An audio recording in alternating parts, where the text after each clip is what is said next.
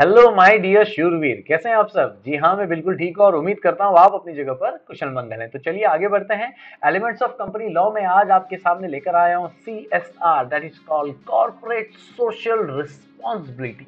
Corporate social responsibility. तो चलिए जानते हैं किसे ये एप्लीकेबल है, इसमें कौन कौन सी एक्टिविटी इन्वॉल्व होती हैं और अगर ना किया जाए तो किसे क्या पेनल्टी है। बहुत इंटरेस्टिंग है, बने रहिए, स्टे ट्यून। तो चलिए देखते हैं। सबसे पहले समझते हैं what is corporate social responsibility. Company जो है ना एक सोशल इंस्टीट्यूशन है। इसको सिंपल वे में कहूं, company is a powerful instrument for developing a country. तो company is a social institution. Why it is a social institution? Because it has a duties and responsibility towards society that call maximization of social welfare and common good. Why? Why? Normally, maximization of social welfare and common good is nothing but a corporate social responsibility for a company. Is that clear?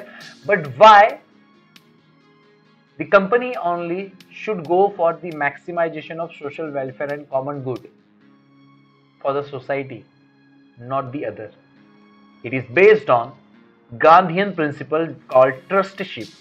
Let's have a look what is the exact concept of trusteeship. Trust me, it is very interesting. Gandhi ji ने बोला कि जो भी business houses हैं वो हैं trustee. किसके? Resources के। कौन सा रिसोर्स? जो सोसाइटी में अवेलेबल है और उसको वो इस्तेमाल कर रहे हैं। सोसाइटी में बहुत सारे रिसोर्सेस होते हैं, नेचुरल, ह्यूमन रिसोर्सेस, राइट। तो ये सारे रिसोर्सेस को कौन यूज कर रहा है? Business houses, business organisation. तो उनकी जिम्मेदारी बनती है, they expected to return them back in manifold. Means किसी भी मोड में वो उसे वापस करने चाहिए फॉर द सस्टेनेबल डेवलपमेंट, ताकि फ्यूचर में भी लोग रिसोर्सेस को यूज कर सकें। हमने ही अगर यूज कर डाला तो बाकी हमने किसी के लिए रखा नहीं। आई होप आपको समझ में आया होगा what is the corporate social responsibility. ठीक है, चलो अब बात करते हैं कि ये जो CSR कंसेप्ट है वो किसके लिए एप्लीकेबल है, कि कॉर्पोरेट सोशल रिस्पॉन्सिबिलिटी कौन निभाएगा। तो हर कंपनी मतलब ऐसी कंपनी, एवरी कंपनी मतलब इधर प्राइवेट और पब्लिक, ठीक है। यहां पर सीधा बोलोगे एवरी कंपनी। तो एवरी कंपनी जिसका पिछले साल मतलब आज जो भी फाइनेंशियल ईयर चल रहा है, आज का करंट फाइनेंशियल ईयर को छोड़कर प्रीवियस फाइनेंशियल ईयर में, इमीडिएट प्रीवियस फाइनेंशियल ईयर में, if the company having net profit of ₹5 crore at least, मतलब अगर मिनिमम 5 करोड़ नेट प्रॉफिट है तो CSR एप्लीकेबल है। सर 5 करोड़ नहीं आ रहा है तो कोई बात नहीं, नेट वर्थ चेक करो, मिनिमम 500 करोड़ होना चाहिए तो तुमको CSR एप्लीकेबल है। सर नेटवर्थ भी नहीं है तो कोई बात नहीं, टर्नओवर चेक करो, अगर टर्नओवर मिनिमम 1000 करोड़ है तो CSR एप्लीकेबल है। सर ये भी नहीं है तो भैया CSR तुमको एप्लीकेबल नहीं है।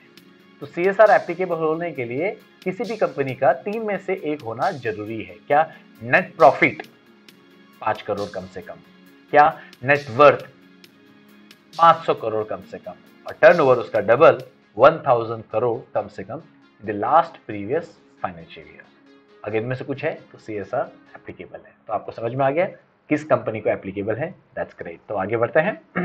अब बात आती है कि मान के चलिए इस कंपनी को CSR मैंडेटरी है। कैसे? नेटवर्थ या नेट प्रॉफिट या फिर टर्नओवर के बेस पर CSR उसको एप्लीकेबल है, CSR प्रोविजन एप्लीकेबल है, तो उसके लिए मैंडेटरी हो गया। तो उसे इमीडिएटली CSR कमिटी कंस्टिट्यूट करनी पड़ेगी। जी हाँ, क्यों करनी पड़ेगी? क्योंकि भैया कोई एक कमिटी बनेगी तभी तो वो कमिटी सोशल रिस्पॉन्सिबिलिटी से रिलेटेड जो भी एक्टिविटीज हैं, जो भी काम होते हैं, जो भी ROC से रिलेटेड डील होती हैं, व्हाटएवर CSR से रिलेटेड A से लेकर Z तक के जो भी काम होते हैं वो कौन संभालेगी? ये कमेटी। ठीक है, तो कमेटी बनाई जाएगी। इस कमेटी में कितने भी हो सकते हैं लेकिन कम से कम 3 डायरेक्टर चाहिए। कितने चाहिए? 3 डायरेक्टर। लेकिन इनमें से कोई एक डायरेक्टर, मान लो मैं ग्रीन वाले को पकड़ रहा हूं, इनमें से कोई एक डायरेक्टर वो होना चाहिए इंडिपेंडेंट डायरेक्टर, ये भी मिनिमम है। ठीक है, कम से कम एक इंडिपेंडेंट डायरेक्टर होना चाहिए। And you know very well the meaning of independent director, जिसका पैक्यूनियरी रिलेशन नहीं होता है उसे कहते हैं इंडिपेंडेंट डायरेक्टर। ठीक है, मनी रिलेशन नहीं होता है कंपनी के साथ उसे कहते हैं इंडिपेंडेंट डायरेक्टर। और इंडिपेंडेंट डायरेक्टर होना बहुत जरूरी है क्योंकि वो अपने स्किल के बेस पर वो सही डिसीजन ले पाता है, बायस डिसीजन नहीं लेता है। इज दैट क्लियर और नॉट? That's great. ठीक है, तो ये समझ में आ गया कि सीएसआर प्रोविजन अगर आपकी कंपनी को एप्लीकेबल है तो कौन सी कमिटी बनानी पड़ेगी? CSR committee. कम से कम कितने होने चाहिए? 3 डायरेक्टर। उनमें से कम एक डायरेक्टर कौन होना चाहिए? इंडिपेंडेंट डायरेक्टर, जिसका मॉनिटरी रिलेशन कंपनी के साथ नहीं है, ताकि वो कोई भी बायस डिसीजन ना दे, है ना। चलो आगे बढ़ते हैं। नेक्स्ट, अब बात आती है सर कॉर्पोरेट सोशल रिस्पॉन्सिबिलिटी में कौन कौन सी एक्टिविटी इन्वॉल्व है। तो मैं आपको बता दूं, कंपनी लॉ ने सीएसआर पॉलिसी बनाई है, उसमें कई सारी एक्टिविटीज मेंशन्ड हैं। वो एक्टिविटी आप कर सकते हैं, मतलब कंपनी कर सकती है। तो ऐसे बहुत सारी एक्टिविटी हैं, मैंने आपको शॉर्ट वे में समझाने की कोशिश की है। तो कौन कौन सी एक्टिविटी? आप चाहो तो एनवायरमेंट सस्टेनेबिलिटी को आगे बढ़ा सकते हो, मीन्स कंपनी चाहे तो, या फिर कंपनी बोलती है कि नहीं, मैं भूखमरी हटाऊंगा, गरीबी हटाऊंगा, माल न्यूट्रिशन हटाऊंगा, मैं इस पर जोर देता हूं, या दोनों पर जोर देता हूं। एक या एक से ज्यादा कोई भी काम कर सकता है।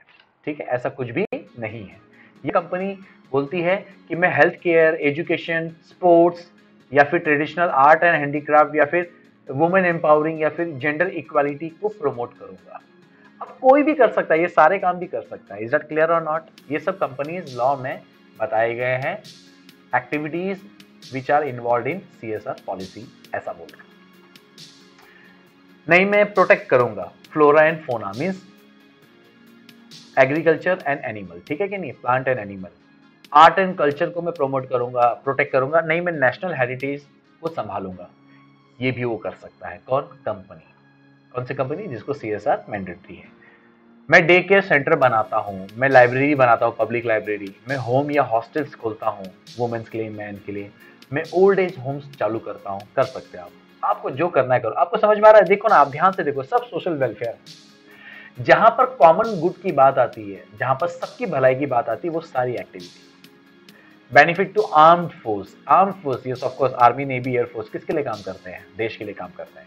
तो जो भी वहां से अनुभवी जो भी सोल्जर्स हैं उनके लिए कुछ करना, या जो कोई भी शहीद हो चुके हैं उनकी विधवाओं के लिए कुछ करना, या फिर जो भी उनके डिपेंडेंट्स हैं, बच्चे हैं, उनके लिए कुछ करना, वो भी कर सकते हैं।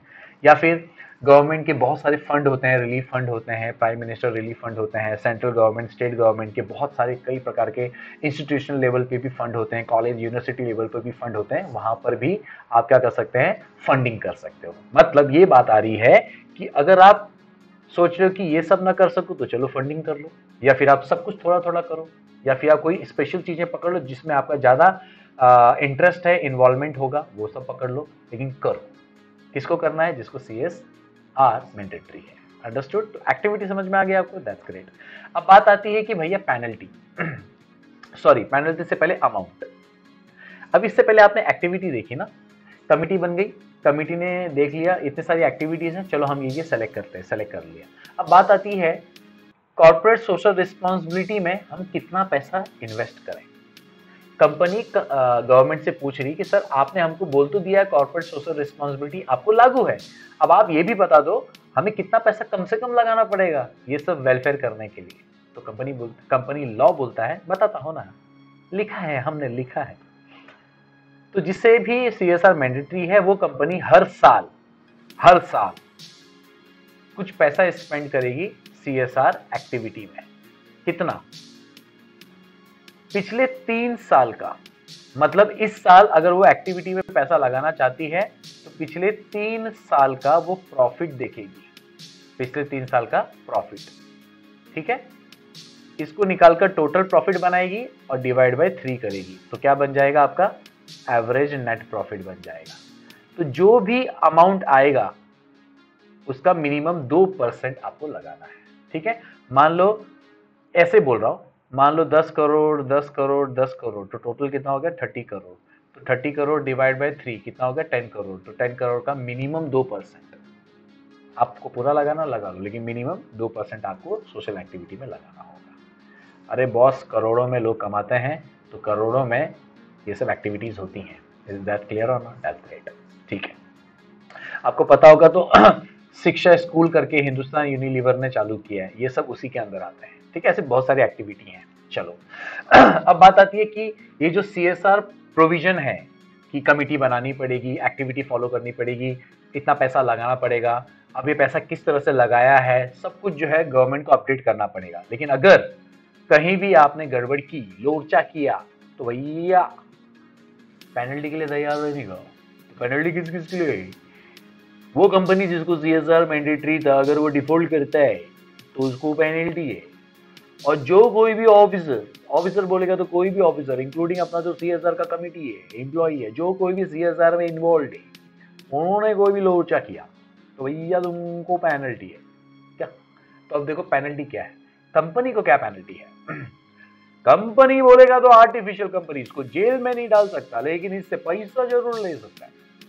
तो भैया तेरे से मैं कम से कम 50,000 तो लेगा, और ज्यादा से ज्यादा 25 लाख तक ले सकता है। तो चुपचाप काम करने का, नहीं तो इतना पैसा लेगा, मिनिमम 50,000 to 25 लाख। किसके लिए है? Company which is in default. और उसके साथ साथ किसी भी ऑफिसर को नहीं छोड़ेगा।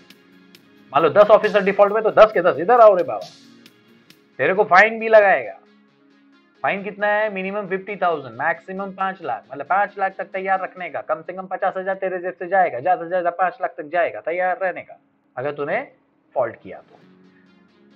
नहीं तो तेरे को जेल में डालेगा। चल, तेरे से पैसा नहीं लेगा, तुम्हें जेल में जरूर डालेगा। और मैक्स टू मैक्स 3 साल का जेल तैयार रहने का, मैक्स टू मैक्स 3 साल के लिए तैयार रहने का। नहीं तो मेरा ज्यादा मन किया ना, कोर्ट का ज्यादा मन किया, गवर्नमेंट को ज्यादा प्यार आया तेरे ऊपर, तो वो दोनों का दोनों तेरे ऊपर चार्ज कर देगा, पैसा भी लेगा और जेल में भी डालेगा। तैयार है क्या सर? नाम किसको खराब करना है सर? यस, ये याद रखना कभी भी कि कंपनी कभी भी अपना नाम नहीं खराब करती है। समझ में आ रहा है? तो वो डेफिनेटली इन सब पेनल्टी से बचती है। इज दैट क्लियर और नॉट? तो आई बिलीव आपको समझ में आया कि CSR की एप्लीकेबिलिटी, एक्टिविटी और पेनल्टीज क्या है। तो चलो इन सब चीजों को शॉर्ट में एक बार फटाफट याद कर लेते हैं बॉस, क्योंकि बहुत जरूरी है। तो एक चीज याद रखना, CSR अपने इंडिया में मैंडेटरी है। ये बहुत इंटरेस्टिंग कंसेप्ट है। और what is corporate social responsibility? We know very well with the help of Gandhian principle trustship that maximization of social welfare and common good। ठीक है, शॉर्ट में बता रहा हूँ। चलो, एप्लीकेबिलिटी ऑफ CSR प्रोविजन किसको है कि पिछले साल नेट प्रॉफिट अगर 5 करोड़ है, या फिर नेटवर्थ 500 करोड़ है, या टर्नओवर 1000 करोड़ है, तो आपको CSR एप्लीकेबल है। अगर आपको CSR एप्लीकेबल है तो आपको CSR कमेटी बनानी पड़ेगी, और CSR कमेटी में कम से कम 3 डायरेक्टर होंगे, और उनमें से एक कम से कम इंडिपेंडेंट डायरेक्टर होगा। और एक्टिविटी कौन कौन सी? बहुत सारी एक्टिविटीज हैं, आप ये सब देख सकते हैं, इसको मैं रिपीट नहीं करूंगा। ये सारी की सारी एक्टिविटी में से कोई भी एक्टिविटी आप ले सकते हैं और खुद से कर सकते हैं। अगर आप नहीं कर पा रहे तो फंडिंग का काम करो, है ना। तो ये सारी एक्टिविटी हैं, और अगर जो भी कुछ बताया गया अगर आपने नहीं बराबर तरीके से किया तो पेनल्टी लगेगी। लेकिन उससे पहले ये सारी एक्टिविटी करने के लिए पैसा कितना लगेगा? तो भैया बोलता है कि भैया जिस कंपनी को CSR मैंडेटरी है, उसे हर साल CSR में पिछले 3 साल का एवरेज नेट प्रॉफिट निकालना होगा, और उसका मिनिमम कम से कम 2% तो लगाना होगा। और अगर आप ये सब चीजें सही तरीके से फॉलो नहीं करते हो तो आपको पेनल्टी लगेगी। पेनल्टी कंपनी को तो लगेगी और ऑफिसर को भी लगेगी। पेनल्टी कंपनी है तो भैया तेरे को जेल में तो डाल नहीं सकता, फाइन जरूर लगाऊंगा, कम से कम 50,000 जरूर लूंगा तुझसे, और मैक्सिमम 25 लाख तक जाऊंगा। और ऑफिसर तेरे को तो मैं पैसा भी लेगा, जेल में भी डालेगा, और मन किया ना दोनों कर डालेगा। ठीक है, तो पैसा तेरे से लेगा ना 50,000 कम से कम लेगा, ज्यादा से ज्यादा 5 लाख तक तैयार रहना, नहीं तो 3 साल के लिए ज्यादा से ज्यादा जेल, और मेरा मन किया ना मैं भाई शपथ दोनों देगा तेरे। तो समझ में आ रही है कि नहीं बातें? Yes, that's great. तो कॉर्पोरेट सोशल रिस्पांसिबिलिटी आपको समझ में आया होगा कि कितना इंपॉर्टेंट है, और उसके ऊपर पेनल्टीज भी कितनी ज्यादा तगड़ी है। तो दोस्त मिलते हैं अगली बार, तब तक के लिए हौसले बुलंद, कामयाबी तुरंत, because attitude matters but positive. Take care.